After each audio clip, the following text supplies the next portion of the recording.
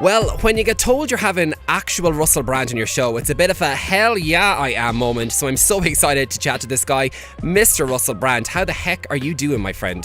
Very happy to be on your show in Galway, Alan. I'm very upbeat about it. Well, I'm so happy to have you on the show as well, Russell. So you are coming to Galway next week as part of your Rebirth tour, playing Leisureland Wednesday, March 14th. Russell, you've said you've gone from being a bit of a madman to a mad dad. So this kind of forms the basis of this new show. Tell us all about it. Once you have a baby, your entire personality up until the point you had the baby becomes irrelevant. And that's even if you've got enough energy to maintain any personality at all. So what I suppose the show is talking about change and talking about people changing themselves and changing the world. And also there's a lot of audience participation and digging into the personalities and embarrassment of the Galway audience members. So it's a sort of a show about change and embarrassment and humiliation and madness. Oh, it sounds absolutely brilliant. I'm definitely going to be one of those people in the audience. And Russell, so what is Russell the Mad Dad like, and how much has daughter Mabel changed her whole life? It's changed me entirely. I'm covered in scum. There's scum on every garment I'm wearing. I'm looking down at my scum-covered torso now. Scum on my shoulders, all of the shins. Plus I've got 2 dogs now. So I'm just always just covered in fluid. So in some senses, there's no change at all. It's a completely different setup in other ways. Alan, what's Leisureland like, mate? Leisureland? Oh, Leisureland is a great venue, and the people of Galway love you. It's a really cool, intimate venue. You'll have great crack there. Will I really? Oh no, I honestly am telling you, it's a brilliant venue here in Galway. You're going to love it. It's really, really good. And make sure you embarrass the hell out of the people of Galway. I bloody well really will. I'm going to really lean into it. Leisureland, it sounds a bit Willy Wonka. Sounds a bit like it's sort of like something could go wrong in there. Oh, I'm sure, listen, if it goes wrong, that's all the better, Russell. That'll make it even more fun. Just embrace it, ride it, out. So now listen, I've got to ask you, you're back on the road for the next few months. You're all over the place. Is it fun to kind of get back to your comedy roots, doing live comedy again? It's been a while. Yeah, it is. I like it better. Sometimes it's good, like, sometimes I travel with the baby and the dogs. Sometimes I travel on my own. I suppose for the couple of hours that I'm on stage, it's okay for me to be mentally ill. It's allowed again. Like the rest of the time, being mentally ill, in England at least, can be bloody difficult. Now, Russell, I have to ask you as well, because I kind of have to bow down to you a little bit, because you've done it all. There's movies, comedy, books, presenting, and all while looking pretty damn stylish, I've got to say. How would you sum up your style in 2018? You're a bit of a style icon, you know, for us fellas. Do you like this kind of description? Flamboyant dad chic. What do you think of that? Scum-covered rag bag. More appropriate now, but I'll take that dad chic thing, flamboyant dad chic. I'll go for that if that's available. It's better than the glazed dog's hair yeti that I feel like I'm becoming. And are you as into fashion now as ever before? No, not really. I mean, there's times when I want to look cool, like maybe on a stage or whatever. But remember, I used to do some pretty eccentric stuff with hairspray, initially sniffing it and then wearing too much of it. So now my hair's calmed down quite a lot, and I'm a lot calmer. But I don't know, I've got a different focus now. Brilliant. And now as well, you brought out a book actually late last year. Now I love the line in this book. It's like, recover the person you were born to be. Now you've had a pretty wild ride, Russell. Do you think you've recovered the person you were born to be? Do you think this is it now? Yeah, I think so, to some degree. I think that obviously you continue to change as you get older. But what I mean is most people are interrupting the flow of their being with some form of unnecessary attachment. Obvious things like drug addiction, alcoholism, gambling, food issues, but then subtler things, just the way we relate to the world. And I think the principles that can be used to help people get free from drug addiction can be used to change consciousness in a variety of ways. That's what I've done, because it's worked for me when it was crack and heroin. It's worked for me around sex addiction and relationship issues. So bloody good, you know, like this. So this book is not, I didn't come up with the ideas. I've just interpreted ideas that have been around for nearly 100 years around how to tackle addiction.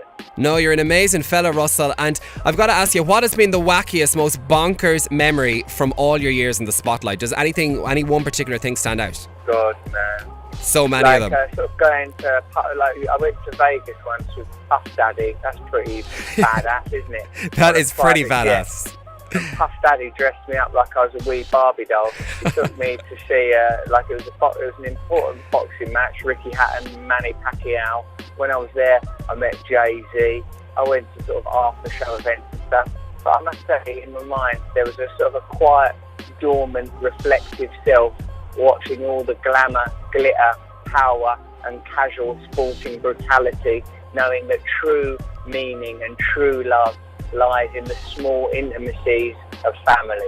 That is so true. That's an amazing point you make, actually. And Russell, as you said in your show, it's all about change. What do you think the Russell Brand in his 40s would say to the Russell in his 20s? Calm down, son. It's a long road. Settle down, boy. Plenty of time yet. Don't leave it all in the gym, kid.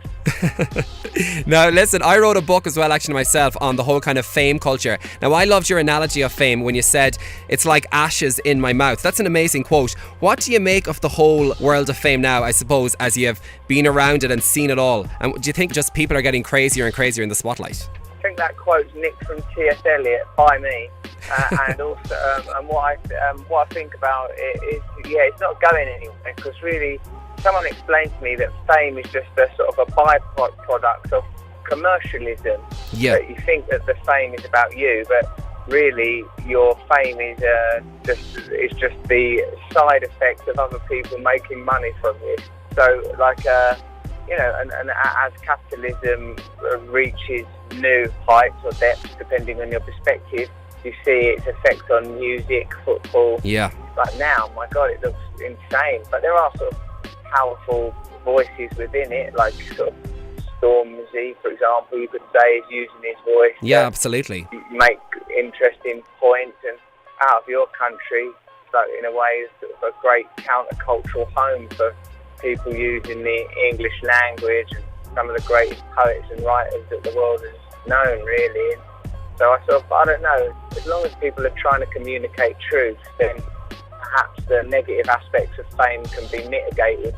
That's part of what the show's about, you know. I mean, obviously I want the show to be stupid and a mad laugh and a good reason to go to Leisureland, but I also want it to touch on human truths that connect us all. No, it sounds so interesting. Now, you're a busy man. I'm going to let you go in just 1 second, but first of all, working with The Rock on HBO show Ballers, how cool is that? And is he a real life superhero? Yeah, I think he is. He's like a real life, he's like a king. He's like a great big medieval king, a great big muscular king. I had to get my bum out in front of him in a scene, mate. No way. That's the last person, so I can think of other people I would be reluctant to get my bum out in front of, but you don't want an arse standoff with The Rock, do you? What do you say when you meet The Rock? What does Russell Brand say to The Rock? Bloody hell, mate, alright.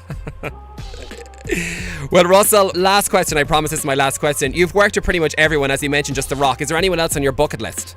What, like people that I'd like to get inside of a bucket with? Well, yeah. If you wanted to get in with the bucket, who would you put in your bucket? Who's going into a bucket? Let's think. Hold on a minute. Well, mostly it's quite I like people like Alan Bennett, like sort of old folk. Yeah. So there's not really. I can't think of any glamorous people that I'm that bothered about. Alan Bennett would be good. Would you get into a bucket with The Rock? Yeah, I'd like to squeeze one of my limbs in there, but there'd be no room for any of me once The Rock starts putting bits of his muscular self into a bucket.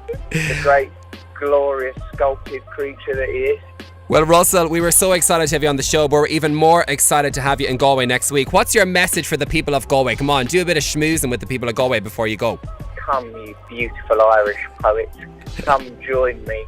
Welcome me onto your beautiful island and fill me with your giddy glee. You madmen, you dreamers, you priestesses, you shaman. Let's light up the sky with your glorious jade and bring rebellion and glory and joy into one beautiful, perfect union for the night in Galway. Oh, Russell, that was even more perfect than I hoped. Well, tickets are on sale now. We're going to be giving away tickets on the show as well. Everybody has to go see this. It's going to be an absolute sellout. Russell, you are a superstar. Thank you so much for coming on the show with me. Thanks, mate. I love being on your show. It was cool. Oh, brilliant. Russell, thank you so much. Thanks, mate. Cheers, Alan. Thanks for your time. Galway.